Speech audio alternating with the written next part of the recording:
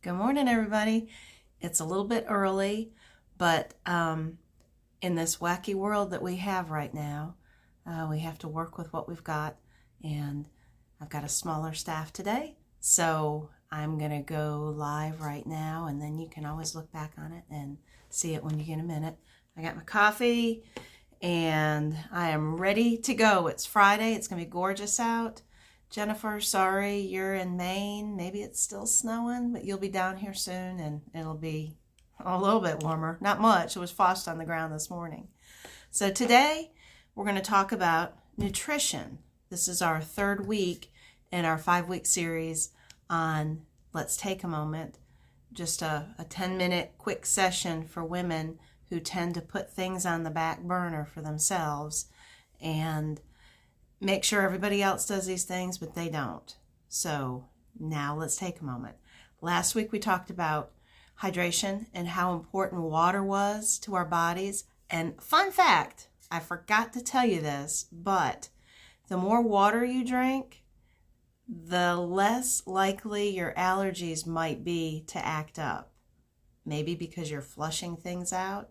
I don't know the science behind it, but that's just what I read. I have not gotten hydrogen pills yet, but I am going to. We looked all over the place for bottled water with hydrogen in it last weekend. Could not find it anywhere. So I'm going to get some hydrogen tablets and see what they do. Week before, we talked about sleep and how important sleep was.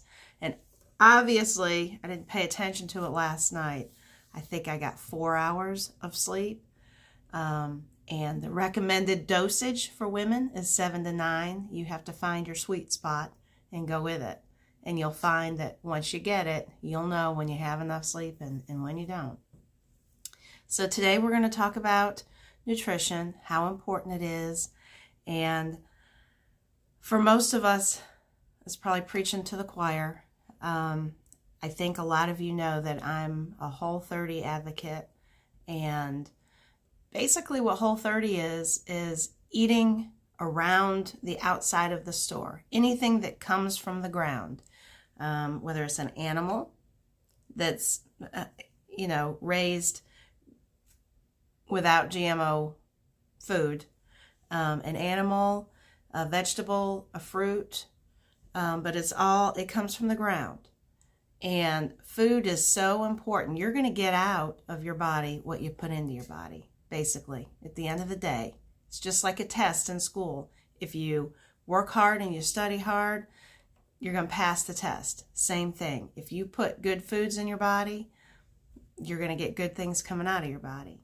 So women, let's just go down the list. Women, we need things like yogurt and milk. You need the vitamin D, and the yogurt has calcium, magnesium, and also has probiotics, which help to keep our urinary tract in good order.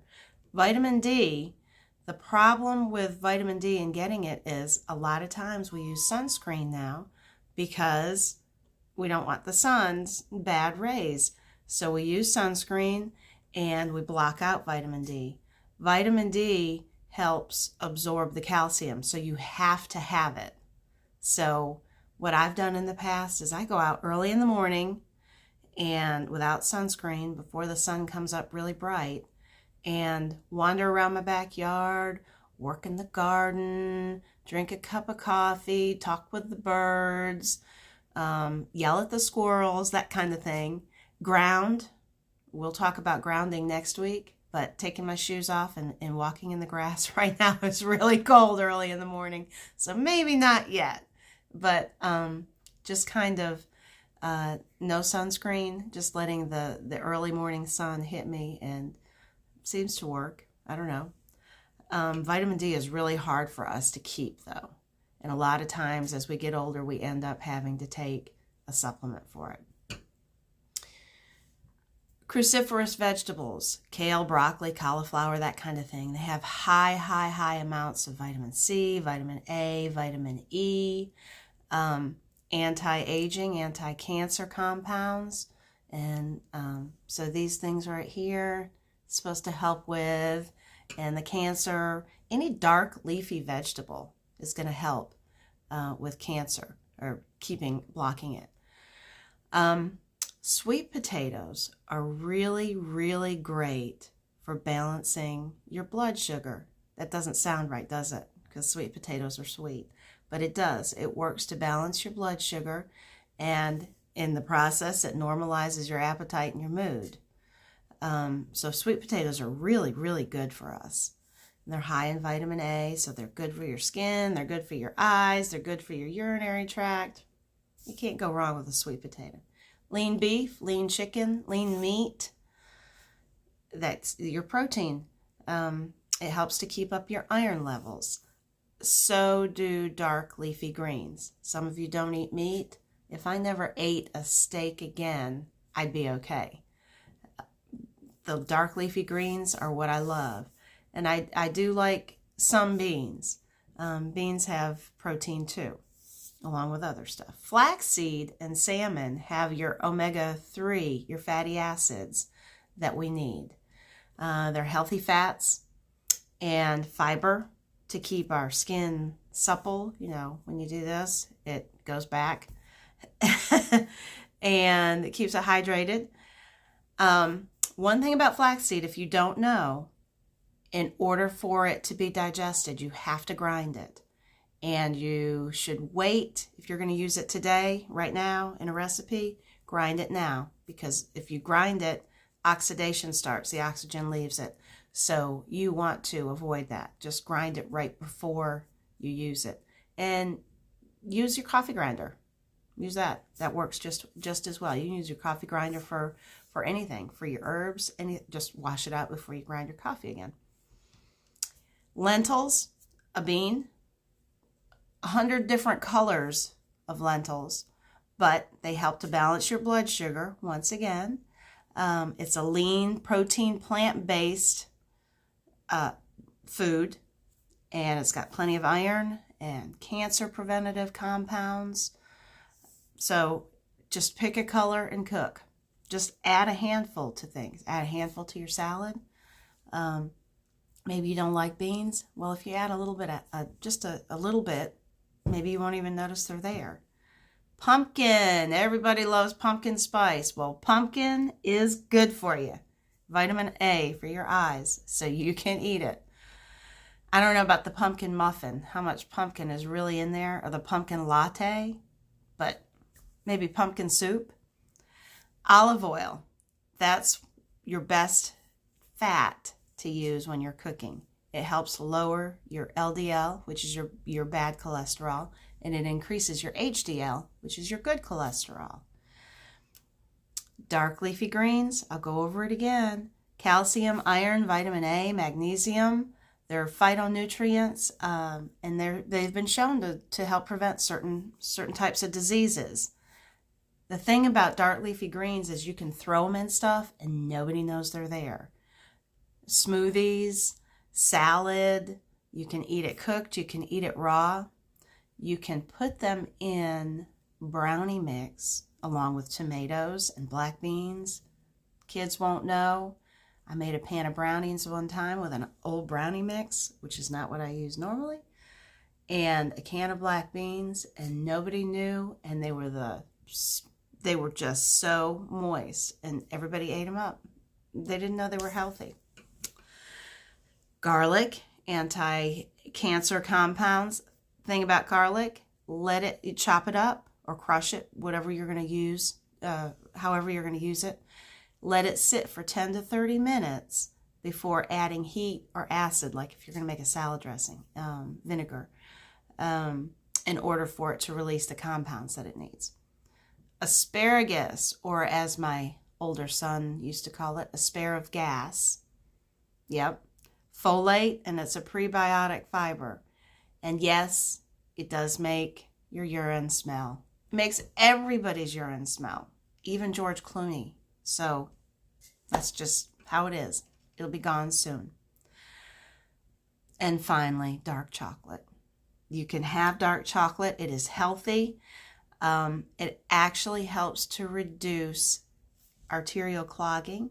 Now you have to have 70% cocoa or above, so it's dark chocolate.